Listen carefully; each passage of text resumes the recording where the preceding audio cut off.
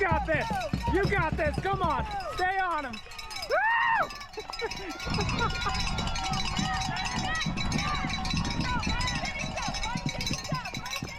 Yeah, Jonathan. Okay, Coach Ricky, I'm gonna attack from mile 0. Yeah, Gas. That's the strategy we came up with. Yeah, You have to go hard as you can until you blow up. Yeah. And then Neutral start, that's not a thing. no, from the gun, go past into the car actually. Yeah. All right. Yeah. All right. Good plan. Hey gravel fans, the Litespeed and Obed team have landed in beautiful Steamboat, Colorado. We're here to race Steamboat Gravel, and we already took a win on Friday's mountain climb with our junior, Jonathan Brown. He's here being led out by his dad, Chris, and on the front is our pro mechanic, Matt. We are doing a little bit of course recon today, and we're gonna check out a section called Cow Creek. Why is it called that? No, I missed all the cows. Hey, buddy. Just hanging out. So Steamboat Gravel features an all-new course this year. It's gonna start and end on Cow Creek. So we're scoping out all the ruts, the rocks, and of course, the occasional cow. The black course this year is 108 miles long. It features a bit of the original Steamboat Gravel course and a bit of the circuit that they used last year. I've raced Steamboat 5 times now, and every year I struggle. There's just so much climbing, and we're at elevation. 2 things I really struggle with, but this year I think I'm coming in fitter and a lot smarter too. Drop him. So everyone's like wandered off for lunch. I got super sunburned yesterday, so I'm a cowboy now. I think what I'm gonna do is I'm gonna take this 32-inch Litespeed prototype gravel bike for a little spin. I put on a helmet, so let's run into a curb. Over there now.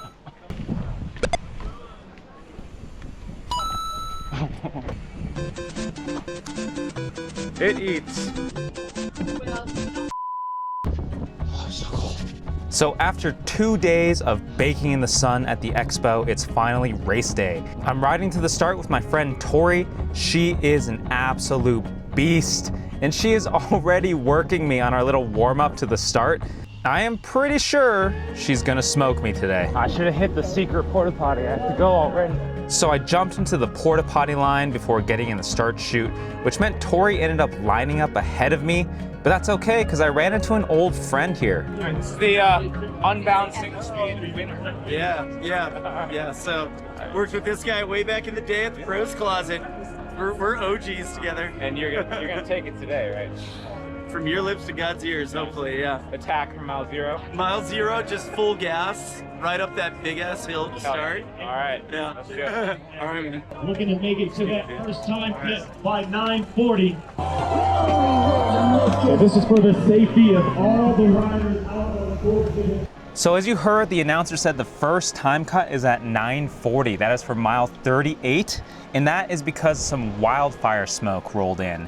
The air quality is gonna get a lot worse later in the day. As a result, I think a few hundred people got redirected onto the blue course. Now we are turning off the pavement onto Cow Creek. I stayed pretty chill on the pavement, and I'm gonna stay pretty chill on this first climb also.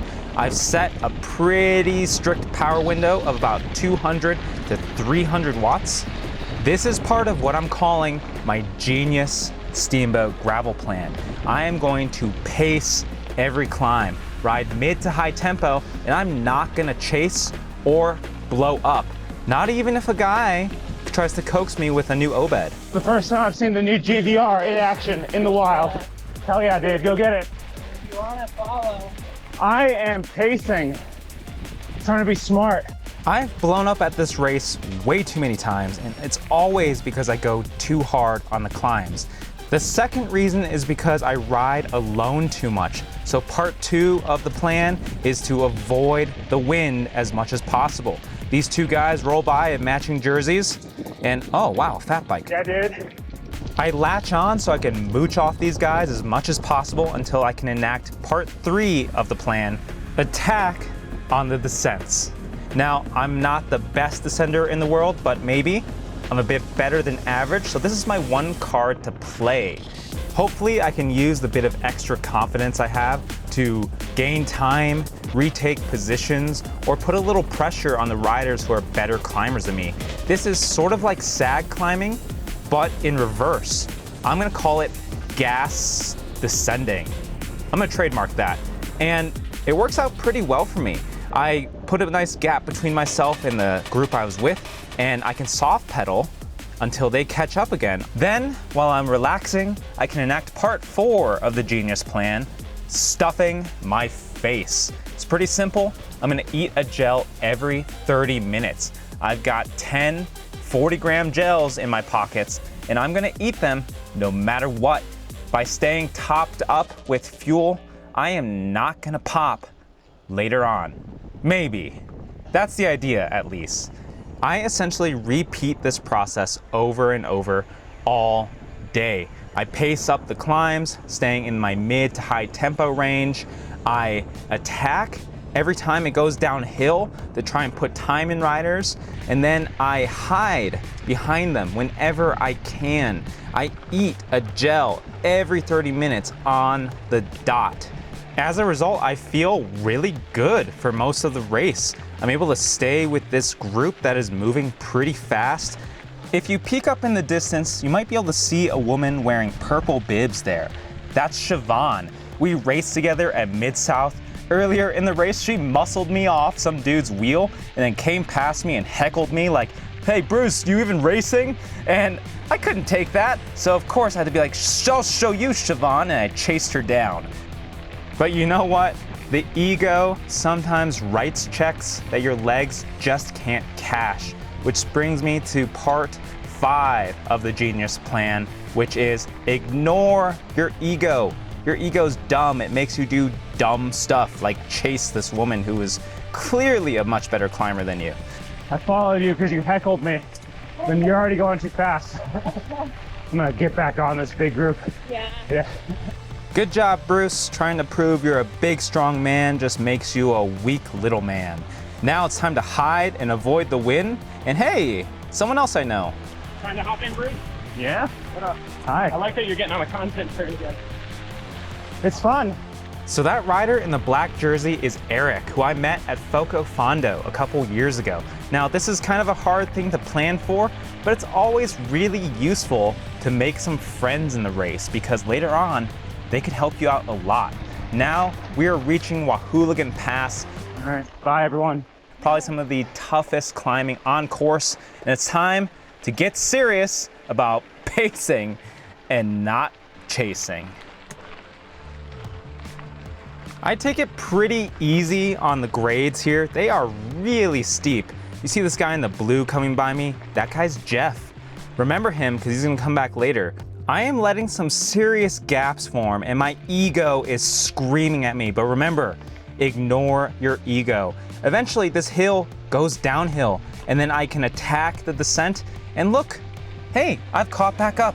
That's pretty neat. Some of the grades on Wahouligan Pass, they are seriously steep. You look at me here, I'm grinding away at like 50 RPM. Beast, dude, come on. I kind of wish I had like easier gearing, maybe like a mullet setup on my bike. I am struggling to keep my power in my target power window because I just have to grind so hard to not like tip over on this climb because it's so steep.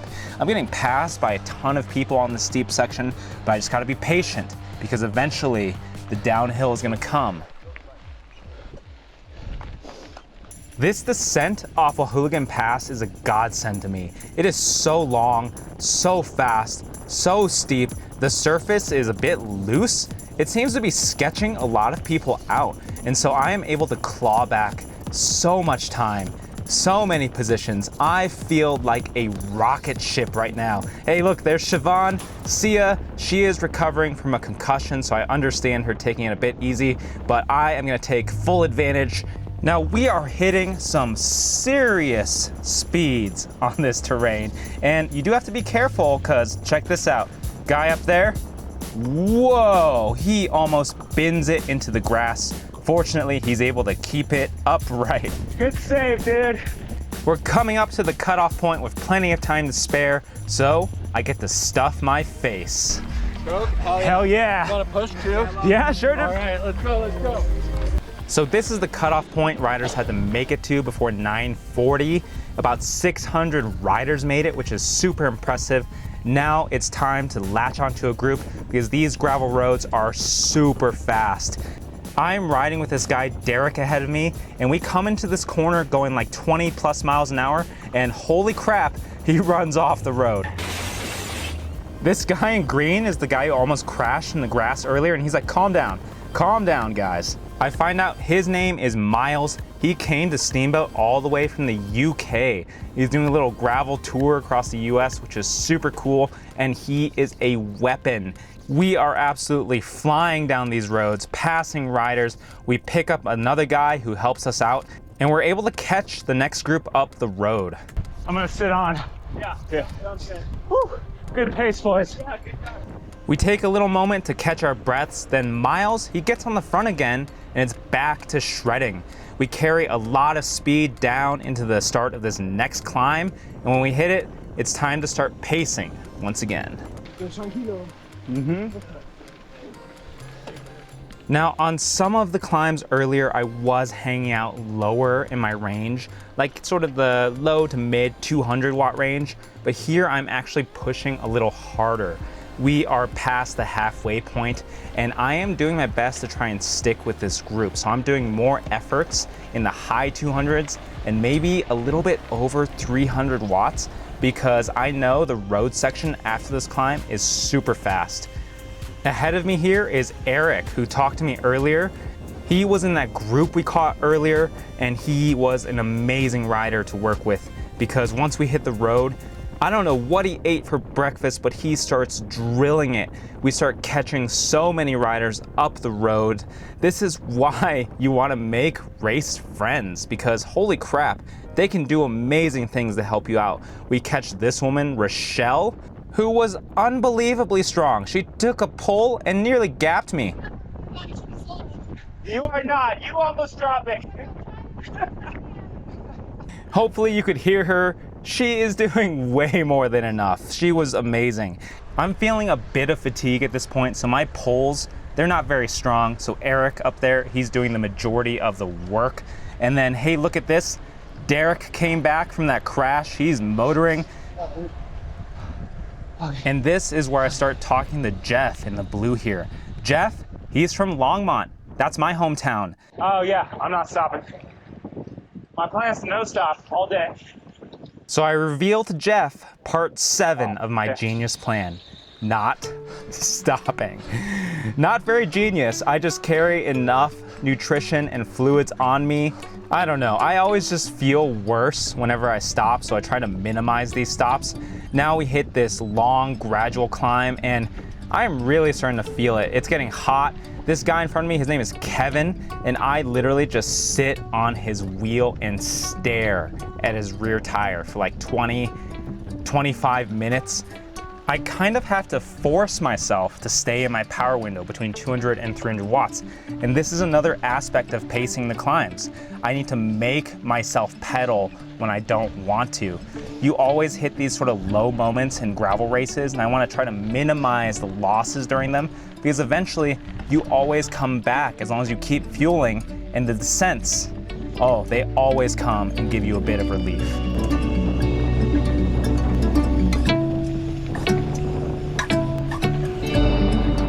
After that, we start rolling our way back to Steamboat.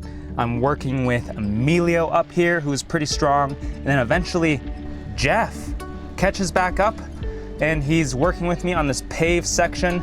A little group forms, and we're able to work really well together. This is Kevin, and he's gonna split off, but before he does, Okay. I get a chance to say thanks. You saved my butt earlier. I was on your wheel forever. I was dead. Read my last pages. Spoken parade. Oh, awesome. Good stuff. Thank you. I appreciate that. Who's rolling? Okay. Hey, before we get back to the race, Kevin just mentioned that he was reading Spoken Terrain. Have you heard about this? It is my gravel magazine, and you can get your free copy online. If you prefer a physical copy, we'll have some at Gravel Worlds and Big Sugar Gravel, or if you're in Colorado, DM me. Maybe I can get you one. Now, back to the race. We have this big group here. We are hitting some climbs leading back into Steamboat, and holy crap, I am hurting so bad. These people, they're hitting these climbs pretty hard, and at this point, my pacing plan for the climbs, it's been thrown out the window. Now we are so close to the end that I just want to survive. And this was the whole point of pacing earlier in the race. I wanted enough energy, enough matches to be able to fight and contest when people start going near the end of the race. At this point, we're catching a lot of the riders from shorter distances. There's a lot of traffic on the road. People are all around me. I have no idea who's in my race, but I am just getting dropped like a brick. Eventually, I am with Jeff from Longmont. I am stoked. Jeff's pretty cool. We work together pretty well. I'm pretty happy to have another Longmont resident riding with me, but also, you know, it's kind of like a Highlander situation because there can only be one. So we start playing some games, like attacking each other on this last climb. I am doing everything I can to keep it together, but eventually Jeff, he drops me at the very top. There he is, up there, fading away into the distance. But I just have one last bit of hope I can latch onto. And of course, that is the descent. Now, Cow Creek, if you ride a lot of rough gravel, it's not gonna seem that rough to you. But at race speeds, with all this traffic on it, it gets pretty intense. So I am white knuckling the bars. It is time to chase down Jeff and everyone else in that group who left me behind.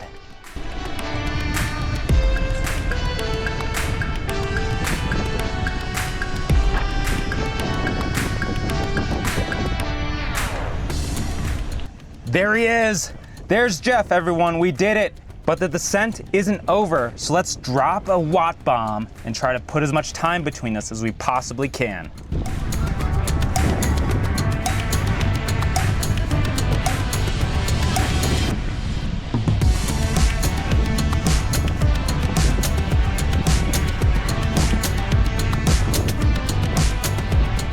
Unfortunately, what ends up happening is we all just come back together on the road, and look who's up there.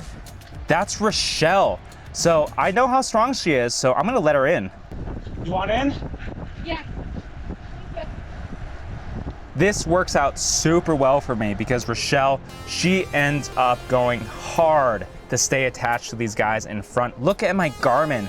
I am doing 400 watts in her wheel, and she's just moving the wind for me. Awesome. You're a beast, Rochelle.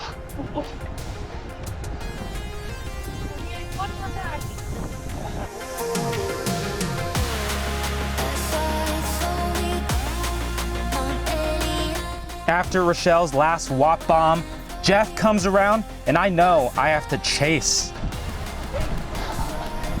I end up chopping the dude's wheel behind me. He's probably not stoked, but I'm sorry.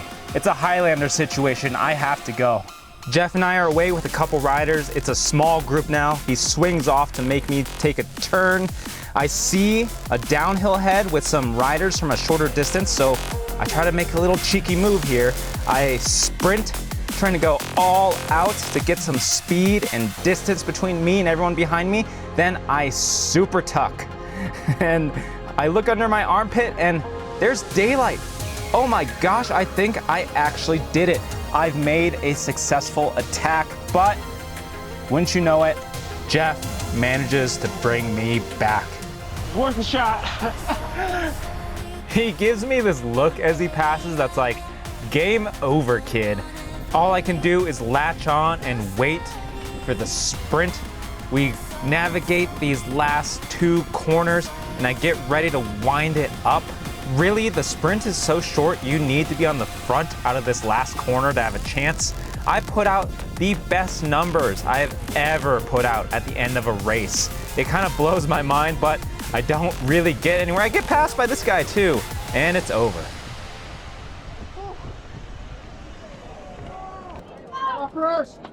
Jeff, man, way to nail that back, man. I went really hard down that hill, trying to get away. That was fun. Find me on Strava. Do you ride around Longmont a lot? Yeah. Yeah. How'd it go, man? Good, yeah, solid. Oh man, I didn't see you again after you left me. So Yeah. It's the bike. it's the bike. Yeah. Nice work, dude. Yeah, dude, hell yeah, dude. Yeah, I was impressed you came back from going in that ditch. Yeah, I know. Oh, dude, I was fighting to catch you guys back. I thought you were like so done. I was like, oh my god. Luckily, it's just like, I mean, just a flesh wound. Did you actually go down? Yeah, in the end, I did kind of just like, I couldn't unclip in time and just kind of, but it was like into the hillside, so Yeah, it wasn't too bad. Dude. So Tori, you just smoked me. You absolutely smoked me. We're gonna put your results right here on screen. Okay. Absolutely smoking fast. I did start a couple rows in front of you. Oh, whatever. You deserved it because you were hauling. Let's show me your bike. Show me your bike. Yeah, the GVR. That is the speed machine right there. All right. How do you feel? I feel good. Yeah. Almost cramped a few times, but stayed on top of nutrition and had some good groups for most of it. So Heck yeah. felt good. All right. Good job. You too. Bye. Look at the salt here. Yeah. All right. How was it? It's awesome. All right. That is fast. So after enjoying all that post-race banter, one of my favorite parts of gravel racing, honestly, Tori and I rode back to our little ski chalet we're staying in. We're both pretty stoked. We achieved our goal of finishing under 6 hours. I am really happy with my performance at Steamboat this year. This is the first time I've ever gone start to finish at Steamboat without completely falling apart at some point. I've really improved my fitness and durability and race skills. It was so much fun. I can't wait to do it again next year.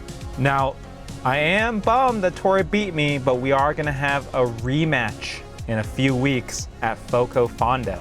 So maybe after a little mid-season break, I can get back into training and pump up those power numbers a little bit and get her back.